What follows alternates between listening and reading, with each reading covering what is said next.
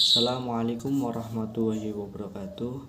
Perkenalkan, nama saya Ulul Bahri, mahasiswa Sekolah Tinggi Agama Islam Brebes, jurusan Tarbiyah Prodi Pendidikan Agama Islam, semester 5 pagi, dengan nomor NIM 22014207. Di sini saya akan menganalisis buku MTS dan MA. Tugas dari mata kuliah pengembangan Quran Hadis di MTS dan MA yang diampu oleh Ibu Husnul Khotimah MPD.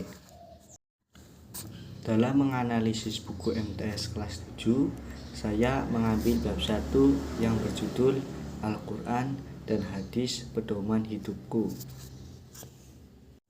Sebelum kita masuk ke pembahasan, saya terlebih dahulu akan menjelaskan beberapa aspek dalam menganalisis. Dalam menganalisis itu sendiri terdapat 4 aspek. Yang pertama, aspek faktual, berisi tentang definisi, pengertian, istilah, bahasa, nama tokoh, tanggal, tempat, dan waktu. Yang kedua, ada juga aspek konseptual. Aspek ini berisi tentang dalil-dalil baik dari Al-Quran maupun hadis, ataupun berisi tentang kandungan ayat dan juga surat. Yang ketiga, aspek prosedural. Aspek ini berisi tentang tahapan-tahapan dan kriteria. Yang keempat, metakognitif. Aspek ini berisi tentang hal-hal yang berkaitan dengan kehidupan sehari-hari. Dari 4 aspek di atas, aspek kognitiflah yang jarang sekali tertuai dalam analisa kali ini, atau bahkan tidak ada sama sekali. Di sini pada kolom pertama berisi tentang faktual, dikarenakan memang benar dan nyata bahwa Al-Quran merupakan sumber utama ajaran Islam dan pedoman umat Islam.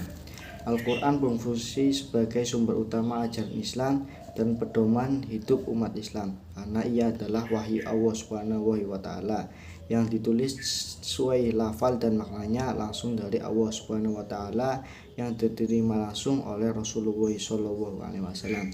Dan juga di sini terdapat nama tokoh, yaitu Rasulullah ataupun Nabi Muhammad SAW. Untuk kolom yang kedua, memang benar hukum Islam itu bersumber dari Al-Quran dan juga hadis. Maka daripada itu, kedua kolom tersebut mempunyai unsur faktual. Pada paragraf pertama dikatakan faktual karena terdapat nama tokoh Quraisy Shihab serta ada penjelasan Al-Quran dari segi bahasa. Menurut cendekiawan Muslim Quraisy Shihab, kata Al-Quran berasal dari kata kerja qoro'a yang berarti membaca, dan kata dasar Al-Quran yang berarti bacaan. Paragraf yang kedua di situ menjelaskan secara istilah daripada Al-Quran itu sendiri dari para ulama. Secara istilah, para ulama memberikan pengertian bahwa Al-Quran adalah kalamullah yang menjadi mukjizat yang diturunkan ke dalam hati Nabi Muhammad SAW, diriwayatkan kepada kita secara mutawatir, dan membaca dinilai sebagai ibadah. Untuk unsur faktual selanjutnya, pada paragraf pertama di situ tertera pengertian dari Al-Quran. Dan pada paragraf kedua di situ juga menjelaskan tentang Al-Quran. Al-Quran merupakan mukjizat, artinya luar biasa yang diturunkan kepada Nabi Muhammad SAW. Setelah kita menemukan unsur faktual, selanjutnya kita akan membahas beberapa unsur konseptual yang ada pada bab pertama kali ini. Pada kolom pertama itu terdapat ayat 185 dari surat Al-Baqarah yang berbunyi Syahrul Ramadan alladzi unzila fihil Qur'an hudal linnasi wa bayyinatin minal huda wal furqan, yang artinya beberapa hari yang ditentukan itu ialah bulan Ramadan, bulan yang di dalamnya diturunkan permulaan Al-Quran sebagai petunjuk bagi manusia dan penjelasan mengenai petunjuk itu dan pembeda antara hak yang batil. Kolom di bawahnya juga menampilkan surat Al-Hijr ayat 87 yang berbunyi walaqad atainaka sya'ban minal musanni wal Qur'anil adim, dan sesungguhnya kami telah memberikan kepadamu 7 ayat yang dibaca berulang-ulang dan Al-Quran yang agung. Selanjutnya kita ke kolom samping wawasan lain. Di situ juga tertera surat Al-Isra ayat 88. Kolom pertama memang di situ ada nama tokoh Quraisy Shihab yang masuk pada unsur faktual. Namun di situ juga ada unsur prosedural yang mana di situ dijelaskan daripada ciri-ciri atau kriteria Al-Qur'an. Tidak hanya untuk orang tua, anak-anak pun sangat mudah menghafalnya. Kesempurnaan Al-Quran telah terbukti dalam sejarah bahwa tiada satu bacaan pun sejak manusia mengenal tulisan baca ribuan tahun yang lalu yang dapat menandingi Al-Quran Al-Karim. Bacaan yang sempurna lagi mulia itu. Pada kolom yang kedua masuk prosedural karena terdapat kriteria kualifikasi orang yang bisa meriwayatkan Al-Quran.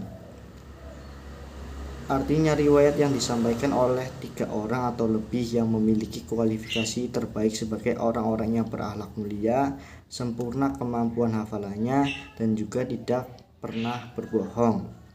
Jadi pada buku bab 1 di kelas 7 MTS saya menemukan unsur faktual, konseptual, dan juga prosedural saja.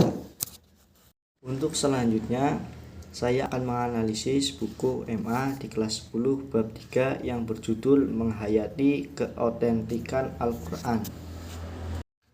Pada kolom ini dinyatakan faktual karena di situ tertera gambar dan disertai dengan websitenya.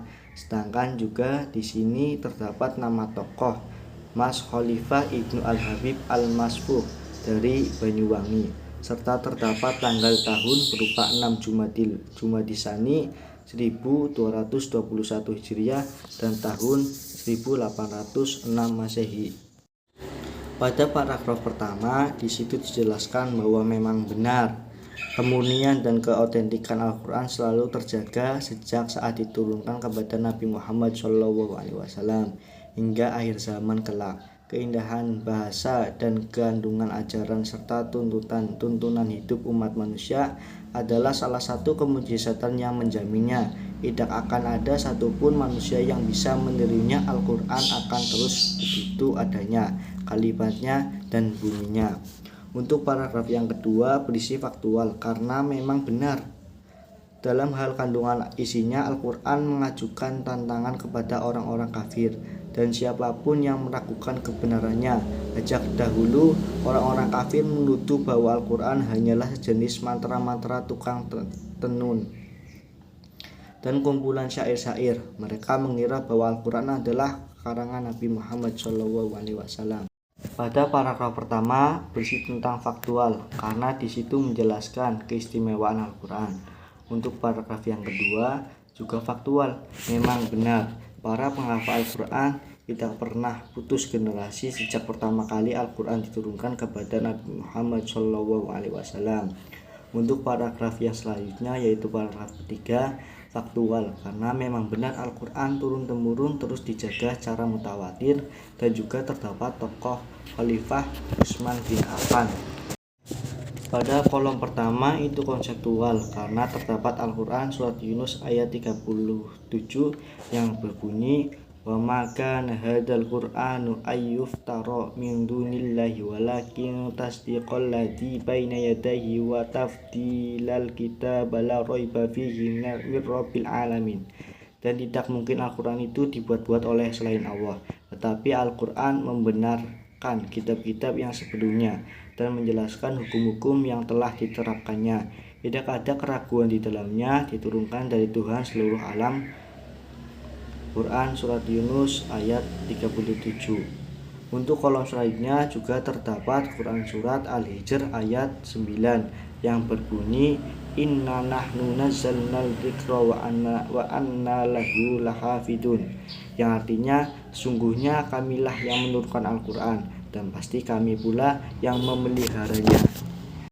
Kolom pertama berisi tentang Quran surat Al-Baqarah ayat 23 yang berbunyi wa in kuntum fi raibin mimma nazzalna ala abdina fa'tu bi suratin min misli wad'u syuhada'akum min dunillahi in kuntum shadiqin, yang artinya Dan jika kamu meragukan Al-Quran yang kami turunkan kepada hamba kami Muhammad, maka buatlah satu surah semisalnya dengannya dan ajaklah penolong-penolongmu selain Allah jika kamu orang-orang yang benar. Kolom yang kedua berisi tentang Quran surat At-Tur ayat 33 sampai 34 yang berbunyi am yaquluna taqawlahu bal la yu'minun falyatu bihadisim mislihi in kanu shadiqin. Kolom terakhir juga mengandung unsur konseptual karena tertera Quran surat Al-Isra ayat 88 yang berbunyi Kulla inni jama'atil insu wal jinnu ala an ta'tu bimisli hadzal Qur'an la ya'tu nabimislihi walau kana ya'duhum li ba'din dhahira, yang artinya katakanlah sesungguhnya jika manusia dan jin berkumpul untuk membuat yang serupa dengan Al-Quran ini, mereka tidak akan dapat membuat yang serupa dengannya sekalipun mereka saling membantu satu sama lain. Sekian paparan yang bisa saya lampirkan, kurang lebihnya mohon maaf. Wassalamualaikum warahmatullahi wabarakatuh.